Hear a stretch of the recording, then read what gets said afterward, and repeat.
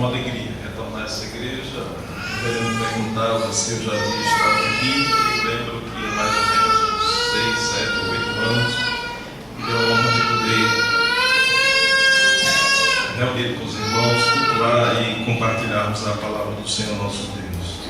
Eu queria convidá-los a que pudéssemos juntos abrir o texto escrito pelo apóstolo Paulo aos Filipenses, uma carta extremamente fraterna, onde o cuidado pastoral do apóstolo se revela de maneira extremamente intensa. Os irmãos estão familiarizados com o contexto da carta escrita aos Filipenses, que é uma carta na qual Paulo revela a sua compreensão em relação ao ato generoso, solidário, como de costume deve ser empreendido por aqueles que, compreendendo ser integrantes do mesmo reino, submissos ao mesmo Senhor, buscam se somar no apoio, no incentivo àqueles que estão envolvidos com a obra do Senhor Jesus. Evidentemente que todos nós estamos envolvidos com a obra do Senhor Jesus, e outros são chamados a desafios que os tiram da zona de conforto, do convívio com a parentela, que os tiram também da circunstância de até mesmo de liberdade, como era o caso do apóstolo Paulo. Nesse sentido, Paulo vai dizer, entre outras coisas, a gratidão, o reconhecimento. Ele vai tratar a respeito de contentamento. Ele nessa carta diz que aprendeu a ser grato em todas as circunstâncias. Ele diz que aprendeu a estar humilhado, como também a experimentar a abundância.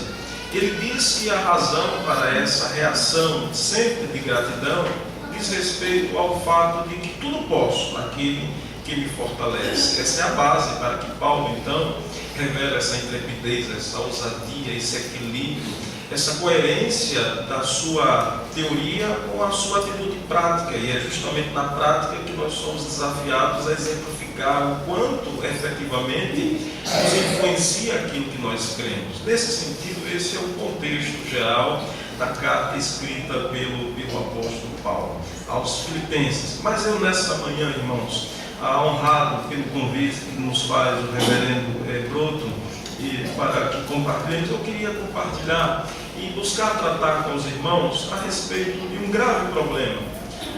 Problema que eu sou passivo de experimentar, e sem querer diminuir e até reconhecendo também que a sua natureza é igual à minha, e todos somos absolutamente passivos de nos vermos afetados por esse mal.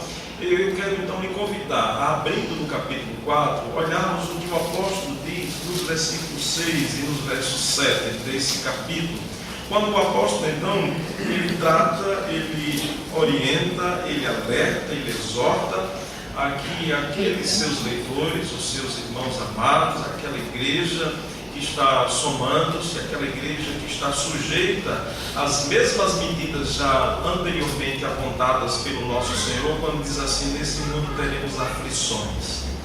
Nesse mundo teremos aflições. Essas são as palavras, as claras, diretas, contundentes palavras do Senhor Jesus, com as quais nós deveríamos rotineiramente nos encontrarmos, para não vivermos uma medida idealista em demasia, nem também mínima em exagero, no sentido de estarmos conscientes de que nesse mundo nós sempre nos depararemos com as aflições. Nesse sentido, o apóstolo Paulo então vai tratar a respeito do mal da ansiedade, como também o fez o Senhor Jesus, e um texto paralelo que nos auxiliará no estudo dessa passagem é justamente o texto de Mateus capítulo 6, quando o Senhor Jesus também de maneira direta trata a respeito desse grave problema possível e mais frequente do que gostaríamos que fosse na experiência da natureza humana.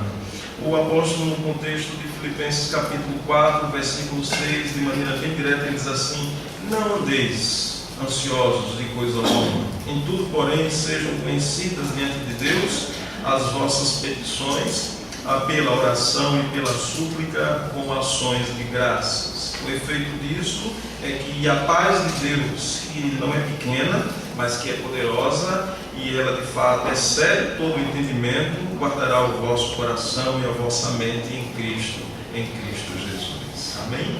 Amém. Senhor, ilumina o nosso pensamento, destrava os meus lábios e também purifica-o, para que as palavras pronunciadas por estes lábios e também aquelas palavras que serão ouvidas por todos que aqui estão, elas não fiquem limitadas apenas aos nossos ouvidos, mas elas desçam ao nosso coração, elas produzam fortalecimento de fé, uma resposta condizente com a vida de dependência que nós confessamos viver, na certeza de que o Senhor nos ampara.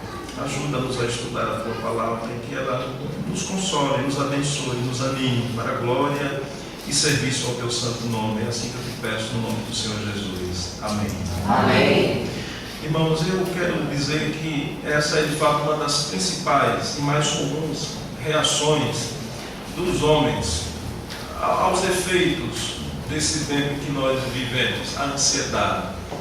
A leitura rápida, a visualização da cena que nos marca a caminhada, a peregrinação, independentemente do contexto no qual nós vivamos, seja aqui em Teresina, seja em Aracaju, no Rio, São Paulo, fora desse país, o fato é que o ambiente que nos acolhe, o ambiente no qual nós vivemos, o mundo no qual nós habitamos, ele é, nos termos que também diretamente ensinado pelo Senhor, é um mundo que jaz.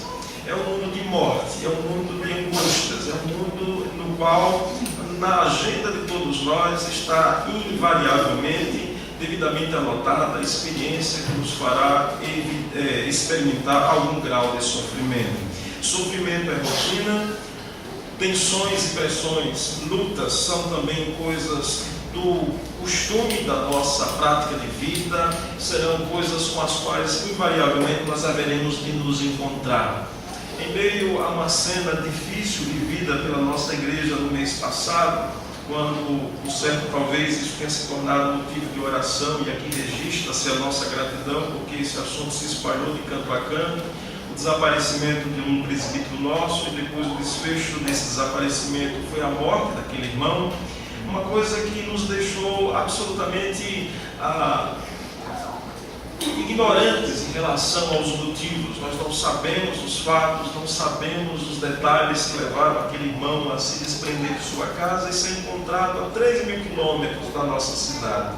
Enquanto íamos à Foz do Iguaçu a recolher os restos mortais daquele irmão, eu havia então levado comigo um livro, presenteado até pelo reverendo Alex, diretor do nosso seminário. E naquele livro tinha um tópico que falava a respeito da rotina do sofrimento, nos dando conta de que sofrimento é medida comum, não é a realidade extraordinária, não é coisa excepcional, não é fato que ocorre agora e depois, daqui a 20 anos, volta a ocorrer na nossa vida, mas é uma medida rotineira com a qual eu e você somos chamados a vivermos esse desafio. Talvez você chegue aqui e diga o seguinte: olha, há uma proporção de bem-estar, de conforto, de alegria, de tranquilidade muito alta na nossa vida, mas o fato é que se nós pararmos, que se nós começarmos a examinar, nós haveremos de inevitavelmente nos encontrarmos com a realidade de que nem tudo, como costumeiramente nós buscamos responder, nem tudo, absolutamente tudo,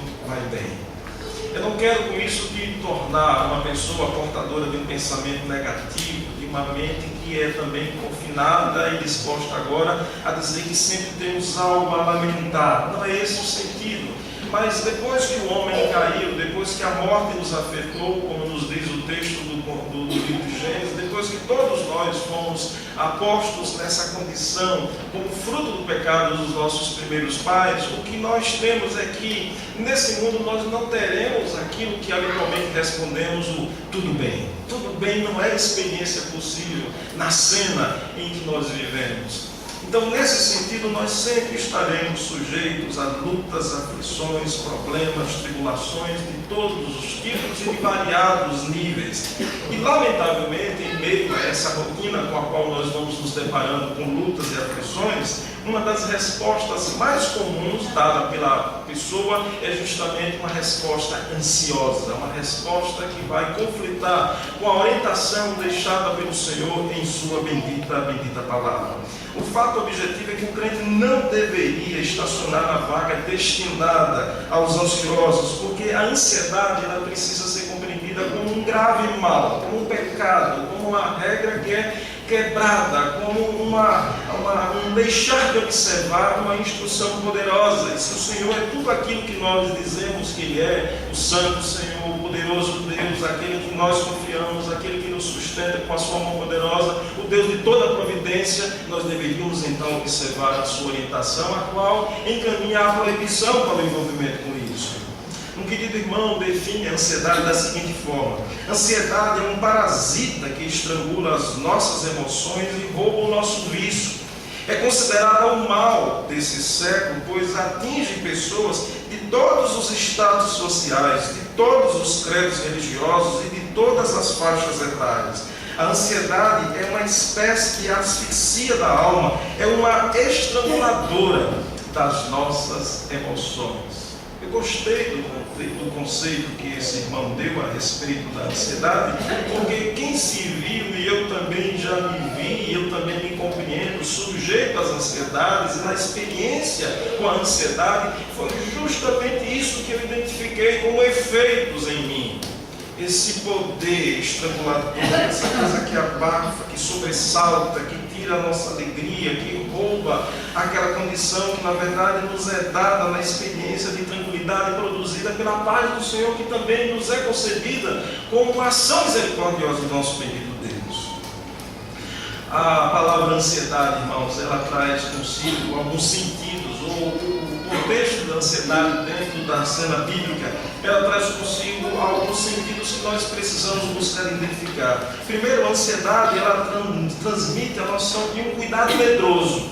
Ou seja, alguma coisa ocorre, algum obstáculo surge, alguma dificuldade se apresenta, algum problema se avoluma na nossa vida e ele nos demanda, e ele nos instiga, e a reação da pessoa então é lidar com aquilo, e muitas vezes lidar com aquilo na maneira ansiosa de ser, revela então um cuidado medroso. Uma outra maneira de compreender é a adoção de uma atitude, uma postura de preocupação em demasia. Nós não devemos ficar de braços cruzados, não é isso que nos sugere a palavra de Deus, mas também não nos é conveniente a tomada ou a adoção de uma atitude, uma postura de preocupação em demasia, além dos limites, além do que é da nossa responsabilidade, como se tudo passasse a depender de cada um de nós. Sugere ainda a tomada de responsabilidade para com algo ou alguém, como se tudo também, novamente, dependesse de você. E se você está lembrado de um tópico valiosíssimo da nossa doutrina, da nossa confissão, do nosso ensino bíblico, é que nós somos aqueles que afirmam a bendita e poderosa doutrina da providência. Lembra do tópico da providência? Lembra o que é que nos ensina a doutrina da providência? O Senhor, o bendito Deus, é Ele que governa todas as coisas, as visíveis e as invisíveis, aquelas que nós conhecemos neste mundo e aquelas que ainda que existam, nunca serão conhecidas por mim e por você, mas todas elas estão debaixo do preciso, poderoso, sábio e eterno governo do Senhor nosso Deus. Ainda nos diz a doutrina da providência que nada acontece, nada ocorre sem a exata permissão do Senhor Deus em resposta aos decretos que Ele mesmo estabeleceu. Então, quando nós adotamos esse tipo de reação, quando nós então nos envolvemos com cuidado medroso, com uma atitude e uma postura de preocupação e demasia, quando nós então assumimos a responsabilidade sobre algo ou alguém, como se tudo dependesse de nós, evidentemente que nós estamos agredindo a esse conceito, agredindo a essa realidade da presidência, da regência do Senhor sobre todas as coisas. Há ainda um outro sentido para a realidade da ansiedade, pensada dentro do contexto da palavra de Deus, é quando se refere à ação com a qual mantemos a mente envolvida com a preocupação, para com a qual nós jamais nos distraímos. É quando o que nos incomoda, é como o que nos aflige, é como que aquilo que vem efetivar na nossa experiência de vida a realidade de contato com a aflição, e isso então toma domínio sobre a nossa mente e nós não mudamos o roteiro. É como se focamos no problema e agora nós estamos devidamente conduzidos por um mesmo pensamento. Ele se torna recorrente, ele não tem pausa e ele vai nos desgastando, ele vai nos vencendo e nós vamos sentindo o peso do efeito daquela realidade que não sai da nossa mente. Isso pode ser, nós podemos ter exemplos que estão incomodando a muitos nos nossos dias. Nós vivemos num país em recessão, em crise, um país afetado pela corrupção. Os efeitos disso não estão restritos a Brasília, não estão restritos aos governantes ou aos líderes que estão sendo recolhidos à prisão. Os efeitos disso são práticos na nossa rotina de vida.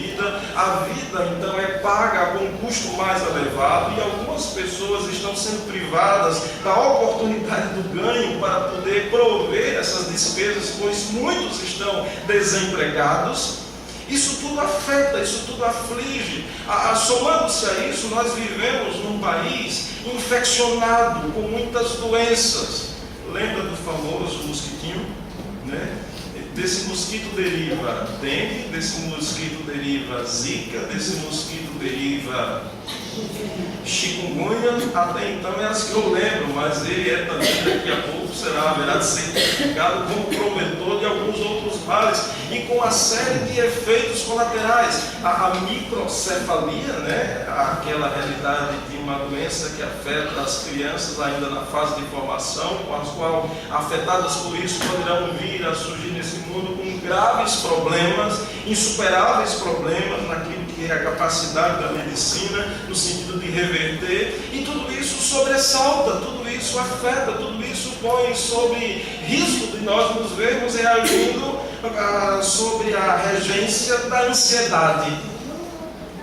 Ou então tomamos isso na nossa mente, como é esse último sentido para o termo ansiedade, e como isso então passa a ocupar a mente e faz com que nós vivamos sem podermos nos distrair daquele que é o ponto que nos ameaça, do ponto que é algo que nos preocupa.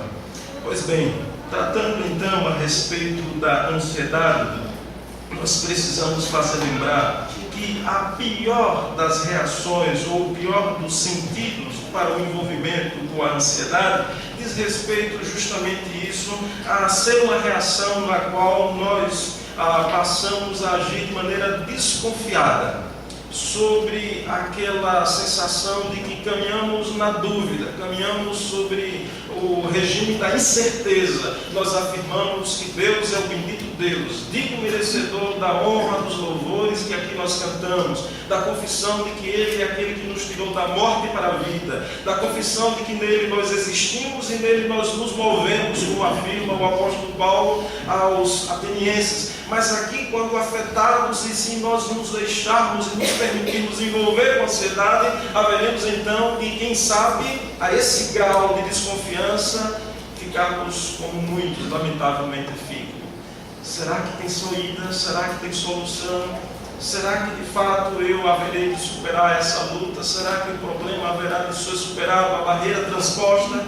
Esse é o grave problema gerado pela ansiedade, quando nós então começamos a responder e desconfiamos do Senhor nosso Deus. Ninguém vem ao microfone, ninguém faz confissão pública, ou ninguém compartilha para com o outro em sã consciência, compreendendo os valores que nós sustentamos. Não será emitido por mim, por você, essa frase: eu estou desconfiado de Deus. Pois é muitas vezes comum dizer que desconfiamos uns dos outros, mas em sã consciência ninguém haverá que dizer eu desconfio de Deus. Para que o homem chegue a isso, ele vai ter que ser muito provocado. Mas muitas vezes, apesar de não estarmos dizendo, verbalizando isso, porque julgamos que isso não convém ser dito, não é eclesiástico nem doutrinariamente correto, mas às vezes, mesmo omitindo a verbalização disso, muitas vezes nós introduzimos isso à nossa conduta de vida. Nós passamos a viver, ainda que não falando, mas testemunhando que a nossa atitude é uma atitude que revela desconfiança para com o Senhor. É quando andamos sobressaltados, é quando de repente nos tornamos extremamente ativos como efeito da ansiedade, ou quando então, cansados dos efeitos da ansiedade, nós nos vemos recolhidos ao outro mal, que é o mal da depressão. agitamos tanto que nos desgastou e vimos a improdutividade disso, que então nos recolhemos abatidos e desanimados, reclamando para nós a morte. E tudo isso porque desconfiamos do poder do bendito e glorioso Deus. Esse assunto, como eu disse no início, ele é tão importante que nós encontramos o próprio Senhor Jesus pessoalmente tratando dele quando envolvido com o processo de formação dos seus discípulos. Eu te peço que rapidamente volte ao texto de Mateus, no capítulo 6, e possamos identificar dentro do Sermão do Monte, que é justamente o que nos narra os capítulos 5, 6 e 7 de Mateus. Nós encontramos então o Senhor Jesus versando sobre esse assunto, compreendendo que aqueles homens chamados pessoalmente pelo Senhor para formarem o colégio apostólico, para serem os discípulos dele, para serem preparados para que então após a sua ascensão, realizado o seu ministério terreno, eles cuidassem da igreja. E o Senhor compreendia que a natureza deles, ela era passiva. Ela haveria de se encontrar com as lutas, com os desafios, eles haveriam de ser inevitavelmente alcançados por alguma coisa que também haveria de os vencer. Eu tenho dito isso na minha igreja, e me permita dizer isso aqui aos irmãos também, por amor e para que nós construamos uma visão ou um entendimento bem real da nossa circunstância de vida. Alguma coisa, em algum tempo, nos vencerá. Alguma coisa haverá de nos vencer. Mas nós não somos mais que vencedores? Sim, a nossa comunhão com o Senhor nem a morte consegue revogar. Bendito seja o nome do Senhor por isso. Mas alguma coisa vencerá essa carne. Poderá ser o tempo, poderá ser a cronologia, poderá ser, na verdade, o fato de que nós nascemos, nós crescemos, amadurecemos, tomamos uma medida de grande entendimento a respeito de muitas coisas, nós construímos, mas chega um momento no qual nós nos despedimos. Porque vê um prognóstico que não é agradável, mas tudo que está aqui morrerá. Não é verdade isso? Todos nós haveremos de morrer. Como para trás tantos outros já morreram, e nos incomodou ver a partida. Eu não digo isso com frieza, não digo isso com insinceridade, mas eu digo isso para que nós sintonizemos de maneira precisa qual seja a nossa realidade. Nós haveremos invariavelmente de sermos vencidos por alguma coisa. Alguma doença nos atingirá, a idade chegará ao seu limite, nós passaremos. Circunstâncias duras poderão marcar a nossa lida com a vida. Por melhor e mais bem intencionado que você seja, por mais previdente que você se revele, por mais cuidadoso ainda que você se revista de alguma coisa que lhe proteja e ainda possa colocar frágil, como de fato nós somos, mas nada disso haverá de nos proteger no sentido de fazer com que nós nos perpetuemos aqui. Haveremos de ser vencidos por alguma coisa. O Senhor Jesus sabia a respeito disso. Se você continua depois lendo as narrativas ou a apresentação que faz o Evangelho de Mateus, o Senhor vai dizer então o seguinte: olha, vocês são como ovelhas, ovelhas que estão indo para onde? Para o meio de lobos. Vocês estarão expostos à maneira selvagem, à agressividade, à hostilidade daqueles que primeiramente não amaram ao Senhor Jesus e também não haverão de nos amar, e por conta de não amarem nem ao Senhor nem a nós, haverão de ser hostis, ameaçadores. Lá adiante também será dito que nós somos como um espetáculo, né? A nossa cena, ela revela-nos como aqueles que são levados para o matadouro.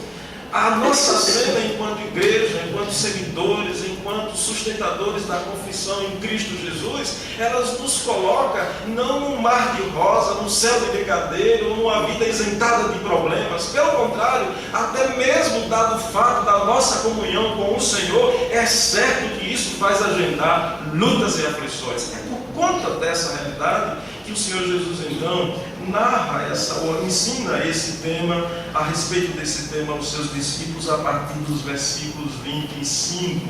Veja lá no verso 25 de Mateus capítulo 6, que diz assim: por isso vos digo, e aqui está o primeiro tópico, que é comum no ensino do Senhor Jesus e que será também comum no ensino do apóstolo Paulo lá em Filipenses 4, versículo 6. É a primeira regra que me auxilia, que me auxilia, no sentido de que nós então possamos entender. Primeiro, eu sou passivo de reagir com ansiedade. Segundo, há um escape para isso, e esse escape me é ensinado pela palavra de Deus. Qual é o escape? Vejam o que diz o Senhor Jesus em Mateus 6, versículo 25, como dito comum a Filipenses 4, 6. Por isso vos digo, palavra do Senhor Jesus. Qual é a fala do Senhor Jesus? Vamos ler juntos? Não andeis ansiosos pela vossa vida, quanto ao que haveis de comer ou beber, nem pelo vosso corpo, quanto ao que haveis de vestir. Não é a vida mais do que o alimento, e o corpo mais do que as vestes? Muito bem, até aí. Sabe qual é a primeira medida ensinada tanto pelo Senhor Jesus como pelo apóstolo Paulo? É o uso do não. Olha lá, ele começa o versículo 25 dizendo assim: por isso vos digo, não. Não. Eu gosto desse não. E olha que o não me parece simpático desde o momento que eu nasci.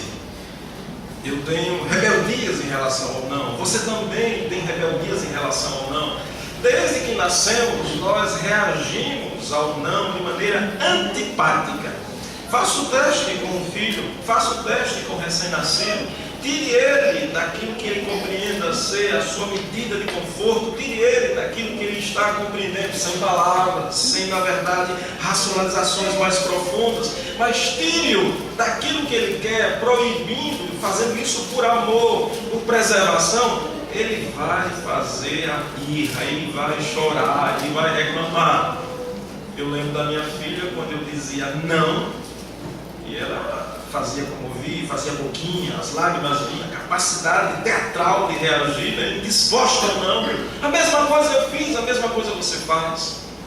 Nós não gostamos do não, nós somos antipáticos ao não, mas o Senhor, de maneira preservadora, de maneira sábia, de maneira perfeita, Ele nos traz o não como um instrumento para o bem, para o nosso conforto, para a nossa paz, para que de fato nós nos vejamos aliviados. E é justamente isso que tanto o Senhor Jesus como também o apóstolo Paulo diz. Lá em Filipenses 4, Paulo começa dizendo assim: não andeis ociosos de coisa alguma. Aplica ou não? A exortação contrária ao envolvimento com a ansiedade. Quando ele estabelece o não com a medida, ele diz o seguinte: é possível sim você escapar dessa atitude ansiosa. É possível sim você se libertar dessa reação na qual você passa a funcionar reagindo sobre o ritmo da desconfiança para com o Senhor. É possível que você possa se isentar desse tipo de reação, desse tipo de sentimento, desse tipo de atitude, se você observar essa bendita apresentação que faz o Senhor para o uso do não.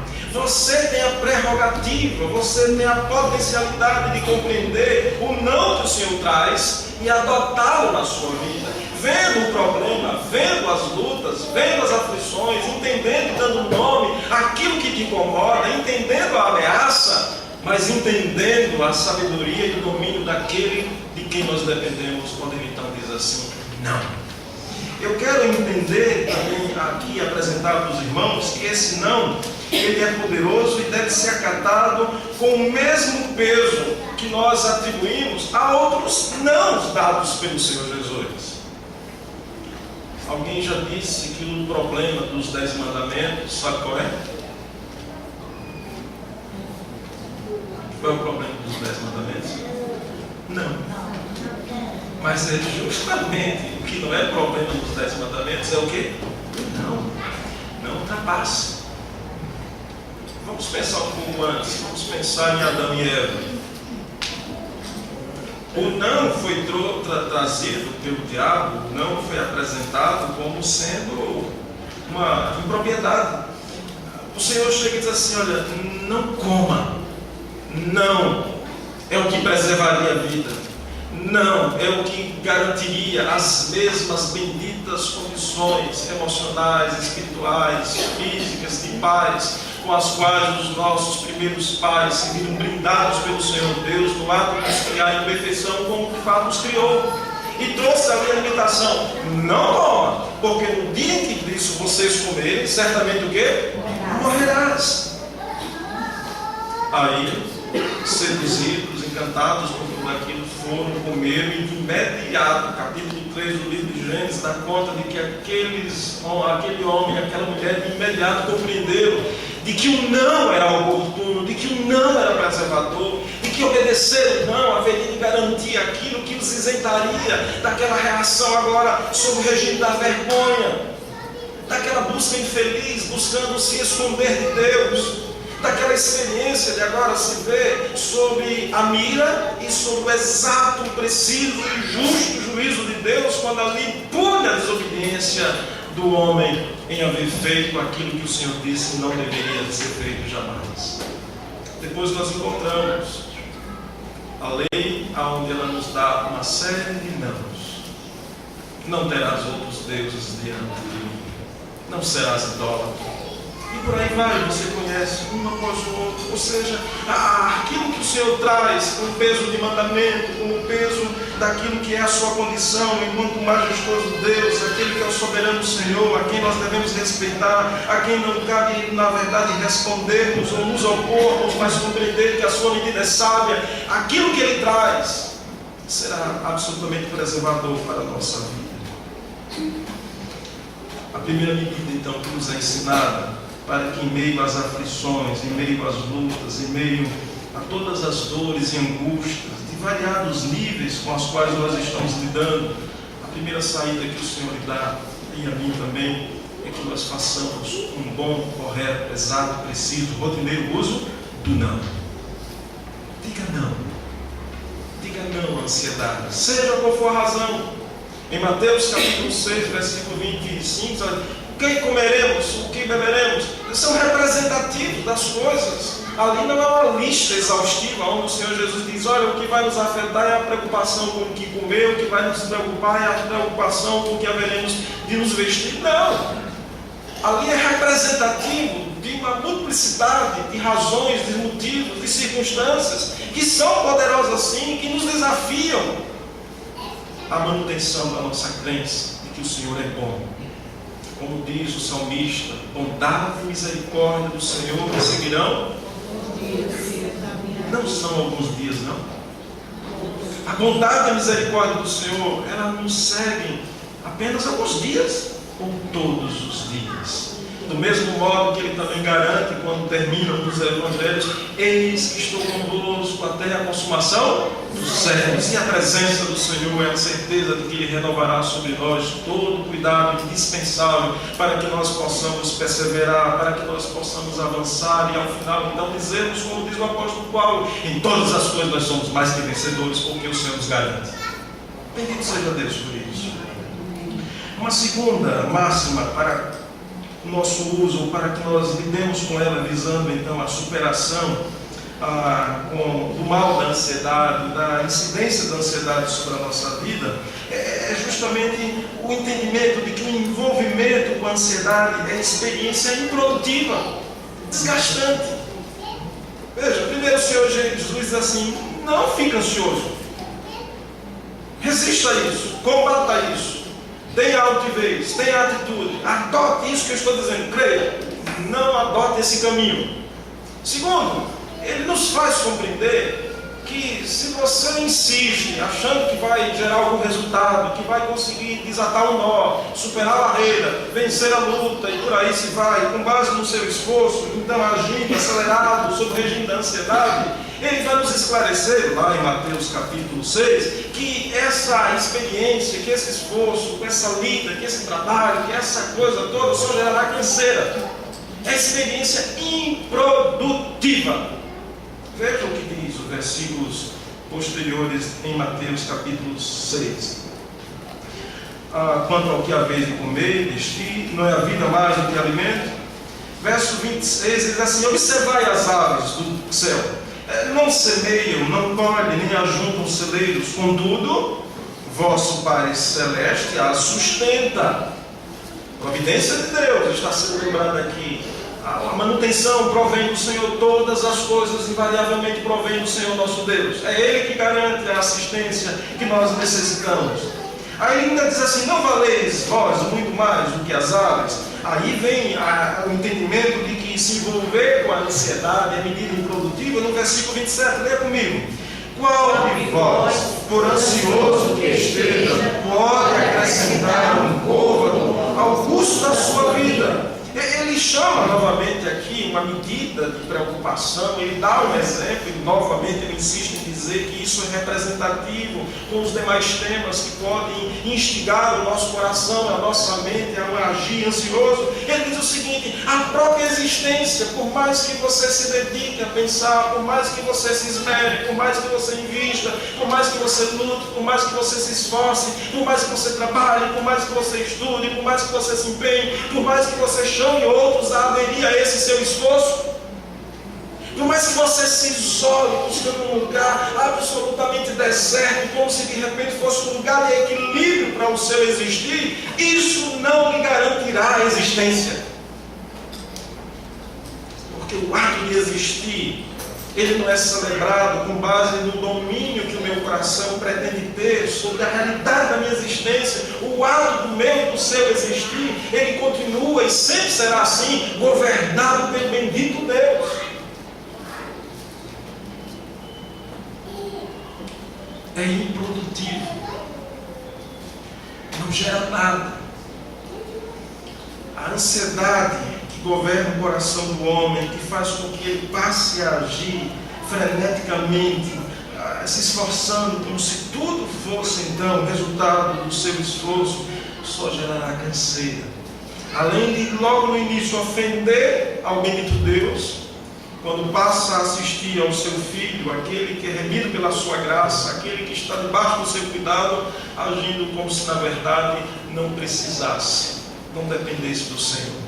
Essa experiência na qual o homem vai vivendo, confessando a Deus, mas agindo como se do Senhor não dependesse, isso tem registro na bendita palavra do Senhor nosso Deus. Vejam um contexto no qual o próprio Senhor Jesus denuncia essa adoção de uma maneira como quem é autônoma, independente. Veja lá no livro do Apocalipse, quando se diz assim, capítulo 3 do livro do Apocalipse.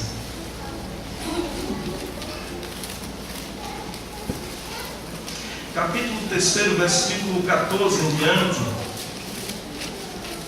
a carta à igreja em Laodiceia diz assim: ao anjo da igreja em Laodiceia escreve estas coisas, diz o Amém, a testemunha fiel e verdadeira, bendito Senhor, o princípio da criação de Deus. Conheço as tuas obras, que nem és frio nem quente. Aqui muita gente se atropela na interpretação. Quem dera fosses frio ou quente. Assim, porque és morno e nem és quente nem frio, estou a ponto de vomitar-te da minha boca. E eis aqui um ponto, um verso que deveria nos chamar mais atenção do que aquilo que sugere os versos anteriores, ainda que haja exata aplicação para o frio ou quente, a ideia de morno. Mas o que precisamos compreender é a denúncia que faz o Senhor Jesus para esse entendimento de que aquela comunidade havia adotado para si um princípio com quem assim nós existimos de maneira autônoma.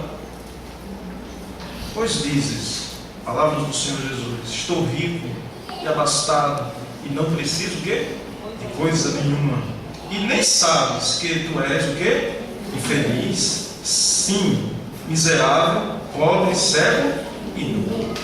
O conselho que o Senhor Jesus faz, versículo 18, lê comigo: aconselho-te que de mim compres ouro refinado pelo fogo para te enriqueceres, vestiduras brancas para te vestires, a fim de que não seja manifesta a vergonha da tua nudez, e colírio para ungires os olhos, a fim de que vejas.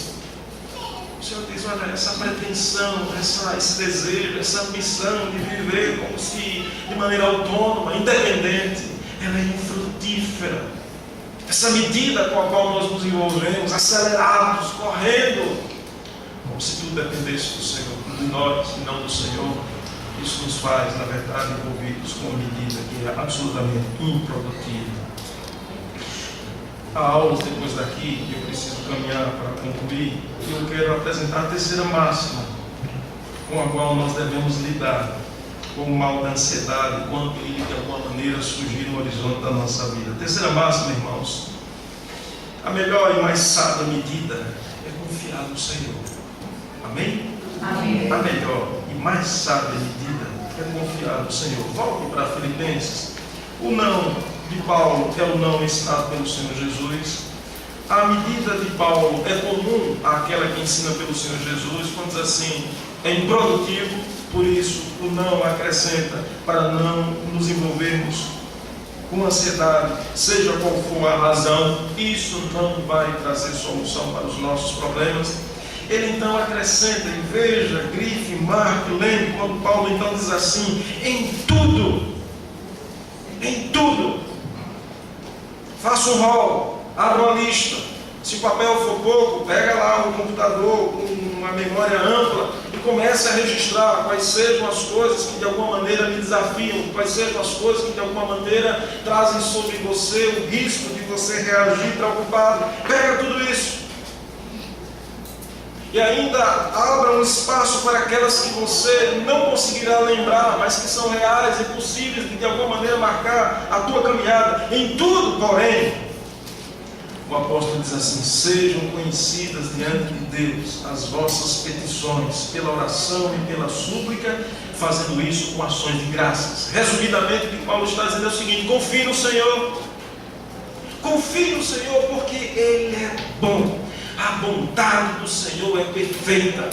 A atitude, a capacidade do Senhor de se compadecer é plena. A medida generosa do Senhor também é inesgotável. As suas misericórdias, elas são ilimitadas. Foi feliz Jeremias quando disse assim no livro do sofrimento, no livro do canto fúnebre, no livro das lamentações, assim, quero trazer à memória aquilo que pode me dar esperança. As misericórdias do Senhor são a causa de nós não sermos consumidos, porque as suas misericórdias se renovam a cada manhã, elas não têm fim. E a habilidade do Senhor é tamanha, o poder do Senhor é tão inesgotável, que Ele não precisa fazer movimentos. Sabe quando você vai gerir o orçamento, diz, olha, eu vou pegar esse dinheiro aqui, vou botar para ali, eu faço essa aplicação, eu tiro da poupança, jogo na conta corrente, eu faço alguns movimentos para adequar o meu orçamento. O Senhor não precisa importar a misericórdia pensada e destinada para ser aplicada amanhã, para solver os problemas com os quais eu lido hoje. Ele tem a exata medida da sua misericórdia para nos auxiliar em meio às aflições de hoje. Nós não estamos considerando um qualquer um, alguém com limites, nós estamos considerando um poderoso, infinito Deus, que administra todas as coisas, não porque depende dessas coisas, mas porque quer ser glorificado por intermédio de tudo que Ele criou, e Ele então vai prover toda a solução necessária, para que o nome do seu nome seja engrandecido e glorificado, invariavelmente engrandecido e glorificado. Lá em Mateus capítulo 6, quando o Senhor então fala da aplicação do não, diz que é medida improdutiva, Ele diz assim, observai, verso 26, as aves do céu, elas não semeiam, elas não colhem, nem ajuntam em celeiros, contudo o vosso Pai Celestial faz o quê? Sustenta. E aí ele parte logo para fazer menção ao fato de que nós valemos. E nós não valemos menos, nem de forma igual às aves dos céus ou aos lírios dos campos. A medida apresentada pelo Senhor é de que você tem valor, que excede a medida de valor de toda e qualquer outra criatura que exista na face da terra. Porque nós somos a coroa da criação. Nós somos aquilo que revela a imagem e semelhança do Senhor. Nós somos aqueles que foram, no nosso caso específico de Igreja do Senhor, do corpo de Cristo, aqueles que foram comprados por alto preço, aqueles pelos quais o Senhor não poupou o seu próprio Filho, antes o submeteu a toda aquela experiência de sofrimento, para que então resgatados fôssemos. Paulo diz assim em Romanos capítulo 8, o que diremos, pois, à vista dessas coisas? Se Deus é por nós, quem será contando? Aquele que não poupou antes, o entregou, não dará também as demais coisas? O Senhor Jesus chega aqui e diz assim, porventura, não valeis vós muito mais do que as aves dos céus? É que eu não tenho tempo, mas eu sugiro ao reverendo Broto e a você também que se encontre com as perguntas do Senhor Jesus. As perguntas de Deus. A Bíblia está repleta de perguntas do Senhor. Aí, em um determinado momento, eu estava parado pensando assim: por que Deus pergunta? Sendo Ele aquele que sabe todas as coisas. Por que Deus, muitas vezes, na interação que faz, tantas narrativas, Ele traz pergunta a quem chega? Ele traz pergunta, não que ele esteja desprovido do entendimento, não que ele precise ser informado, mas a pergunta tem também a instrumentalidade de mexer com cada um de nós, de nos provocar, de nos fazer refletir. É como se o Senhor, me permita dizer assim, buscasse por intermédio das suas perguntas, fazer com que a resposta seja primariamente lembrada por cada um de nós, porque a resposta, ela já é anteriormente nos é anunciada pela revelação. Mas nós vamos embotando os nossos sentidos, mas nós vamos nos afligindo tanto que em alguns momentos ficamos tão sensíveis que esquecemos da verdade. E o Senhor então vem e nos confronta, fazendo uma pergunta que nos provoca a pensar. E nesse ato de nos provocar a pensar, nós nos encontramos com a verdade. Nós valemos mais do que a natureza que está aí, do que o animal de estimação que temos, do que os lírios, belos lírios do campo. Nós valemos mais do que tudo isso. Isso deve serenar o nosso coração. Essa é a medida do Senhor. Qual de vós, por ansioso que esteja, poderá acrescentar um pouco da sua existência? Verso 28, por que andais ansiosos quanto ao vestuário? Considerai como crescem os lírios. Eu, verso 29, contudo vos afirmo que nem Salomão em toda a sua glória se vestiu como qualquer deles. Ora, se Deus veste assim a erva do campo, que hoje existe, e amanhã é lançada no forno, quanto mais a vós outros, homens de pequena fé. Se Deus providencia para o que tem de ter fé, o que dizer daquilo que está providenciado pelo Senhor para nos auxiliar em meio ao que nos ameaça? A ansiedade, irmãos, é um problema, e é um problema também relacionado ao grau da fé que temos. Aquilo que muitas vezes haverá de acusar uma fé desproporcional, uma fé que não nos for amadurecer, uma fé que não está sendo investida através do esforço que fazemos com o uso dos meios de graça. Precisamos entender que a solução para o mal da ansiedade é dando em mim e em você uma atitude disciplinada, uma atitude envolvida, uma atitude empenhada, uma atitude de trabalho no qual nós buscamos cada vez mais aprofundar o nosso entendimento a respeito do Senhor, aquilo que Ele é, aquilo que somos e qual a relação que Ele sugere e propõe para ser mantida no trato com a nossa vida. Eu concluo dizendo 5 coisinhas para o nosso bem, para a nossa aplicação nessa manhã. A primeira delas, irmãos, é o seguinte: se envolva.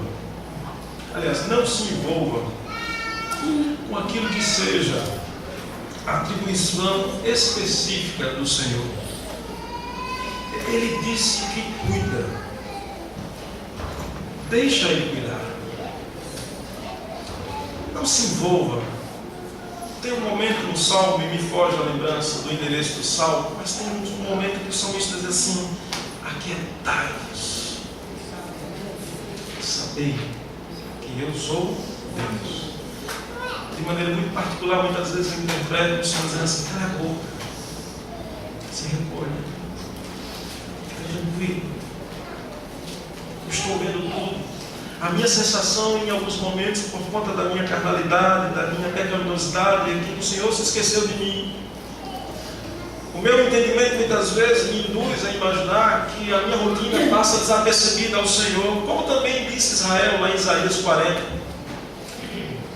Mas a própria palavra responde que nada foge ao controle do Senhor. O salmista diz que ele não dormita nem dorme, não dormita nem dorme o guarda Israel. Ele cuida. Uma coisa preciosa que nós precisamos lembrar é que Deus não terceiriza o cuidado daquilo que é dele. O Senhor não terceiriza, o Senhor não transfere para outros o ato de providenciar. É Ele mesmo, pessoalmente, que cuida de mim e de você. Então deixa Ele cuidar. Aquilo que é de fato medida a ser providenciado pelo Senhor, Deixa Ele cuidar. E isso será bendito em nossa vida. Segunda coisa, irmãos, entenda que a ansiedade está intimamente relacionada com o grau de fé que nós temos nutrido. Não tem a ver com o que corre fora, mas sim com o que tem aqui dentro, com aquilo que nós estamos depositando, de maneira que o nosso coração esteja alicerçado, fundamentado.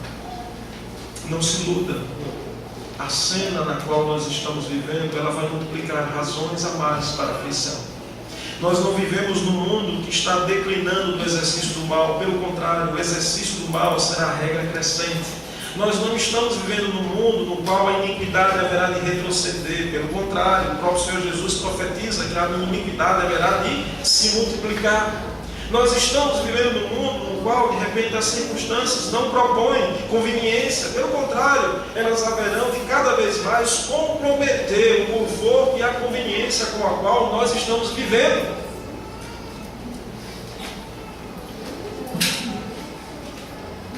Isso não é razão para você se desesperar, mas é razão para que você pense de maneira mais objetiva, pessoal. Aquele que chamou você, que te mantém, é investir para que a sua fé cresça, amadureça, desenvolva, e você possa dizer, como diz assim o apóstolo Paulo: eu sei em quem eu tenho crido e estou bem certo que Ele é poderoso para guardar, para me proteger, para me livrar do mal, me garantir o ingresso na sua morada eterna. Terceiro, invista em favor do crescimento da sua fé. Conhecer ao Senhor favorecerá que você mais confie na administração dEle. E para crescer no Senhor, irmãos, não tem outra rotina senão estude zelosamente a palavra do Senhor Deus. Faça bom uso da palavra. Valorize o estar congregado. Valorize os mandamentos recíprocos, nos quais nós somos orientados a exortarmos uns aos outros, a buscarmos nos apoiar, regidos pelos princípios e valores cristãos que nos norteiam. Valorize as coisas da alma, valorize as coisas que haverão de fortalecer a nossa alma, e as coisas que favorecem o fortalecimento da alma são específicas, é palavra, é oração, são os meios de graça, é a valorização dos sacramentos, é estar na congregação dos santos, de fato, de maneira intensa, vívida, engrandecendo e bendizendo o nome daquele que é a razão da nossa fé. Quarto, ore mais. Está aflito? Não vá para o Facebook. Está aflito? Não vá para o grupo do WhatsApp. Está aflito? Não busque em primeiro momento um amigo mais achegado, um colega de infância. Está aflito? Entra no teu quarto, fecha a tua porta, ora, chora, diz tudo ao vosso Pai. Ele que vem em secreto, é Ele que haverá de nos recompensar. Parece tão moderno quando está aflito. Facebook. As pessoas reclamam muito de privacidade ao mesmo tempo que elas expõem a privacidade. Tudo está rolando no Facebook, tudo está rolando no WhatsApp. A medida primeira deve ser buscar o Senhor nosso Deus. Devemos confiar no nosso próximo, entender que Ele é instrumento do Senhor para o nosso bem.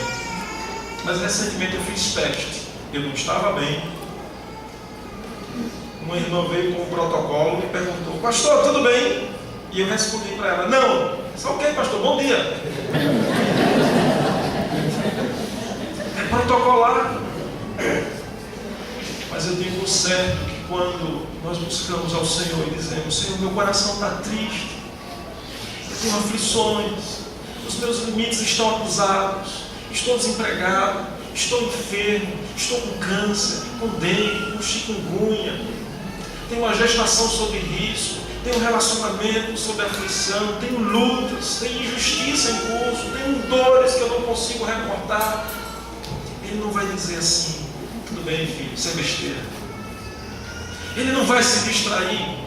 Como disse o autor aos Hebreus, Ele é poderoso para se compadecer, Ele é poderoso para promover solução, Ele é poderoso para nos dar sustentação, Ele é poderoso até para nos manter, ainda que o mal não se reverta. Porque a fala que eu estou aqui buscando transmitir para os irmãos, ela não é utópica.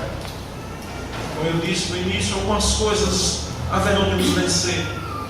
Muitas vezes a pessoa que sinceramente busca o Senhor e diz do mal que está no seu corpo, um câncer que é identificado, o fato de orar não significa dizer que haverá cura, porque a cura só virá se o Senhor assim quiser ser glorificado por intermédio da cura. Muitos que sinceramente oram, muitos que de maneira honesta buscam o Senhor reverentemente, e o Senhor diz: você não será curado. E as pessoas morrem. Nós não estamos falando dos contos de fada, nós estamos falando da vida real. E a vida real, todas as cenas que são contabilizadas na vida real, elas vão lhe servir à glória do Senhor nosso Deus. Ainda que seja trágico ao nosso entendimento, ainda que resulte em morte no nosso entendimento, mas até as tragédias e as mortes, elas servem para a glória do Senhor nosso Deus. E quarto, quinto e último, não se esqueça de ser grato. Paulo diz em Filipenses 4, versículo 6, para nós orarmos, fazermos a apresentação das nossas súplicas, mas ele diz que devemos fazer isso com gratidão. Você pode lamentar. O cancioneiro judaico está cheio de salmos, que são salmos de lamento, aonde as impressões, aonde as lutas estão sendo escancaradas, aonde as dúvidas estão sendo reveladas, aonde a aflição do coração do salmista está sendo discorrida. Mas também existe gratidão, mas também existe uma confissão real. Eu confio no Senhor. A minha alma canta, a minha alma engrandece, a minha alma bendiz aquele que é o Senhor da nossa fé. Faça isso e comece dizendo aquilo que é o motivo que quer provocar você a um agir desconfiado para com o Senhor. Volte para casa hoje dizendo assim: eu tenho lutas, eu tenho aflições, elas querem me deixar ansioso, mas eu quero fazer primeiro uso daquilo que o Senhor me ensina nessa manhã. Eu direi não, altaneiramente, ousadamente, confiando no meu Senhor. Eu direi não àquilo que busca me fazer ansioso, porque eu confio no Deus de toda a providência. Que Ele seja honrado, engrandecido, e que as medidas da sua providência nos alcancem, e assim nós possamos continuar bendizendo e engrandecendo ao seu santo nome. Em nome do Senhor Jesus. Que Deus abençoe. Amém.